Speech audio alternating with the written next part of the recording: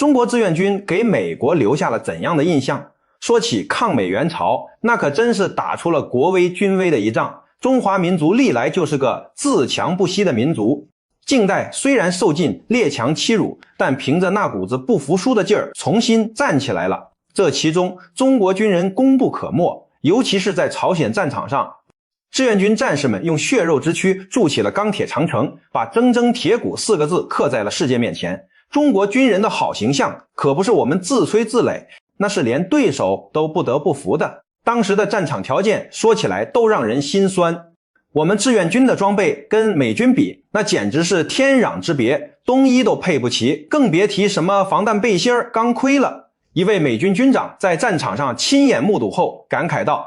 我看到的中國軍隊，很多人連鋼盔都沒有，穿的只是普通軍帽軍鞋，手裡拿的也就是些粗制滥造的手榴彈，吃的就更別提了。那麼點糧食，他們竟然能撐上10多天，醫療條件簡陋的讓人難以想象，負傷了可能都得不到及時搶救。可恰恰是這麼一支部队，居然能悄无聲息地滲透到我們防線後方，把我們打得暈頭轉向。我真不知道世界上還有哪個國家的軍隊能像中國志願軍這樣頑強。裝備不如人，後勤不如人，可中國軍人就沒想過認輸這回事。保家衛國的信念一旦燃起來，那股戰鬥力誰碰上誰哆嗦。聯合國軍總司令李奇微後來在回憶錄裡也提到過，中國這個國家攻擊性和保護性並存，他們在戰場上會不顧一切的奮勇殺敵，但他們心裡頭也有着最柔軟的地方。他說的沒錯，志願軍對待俘虜和傷員從來不濫殺，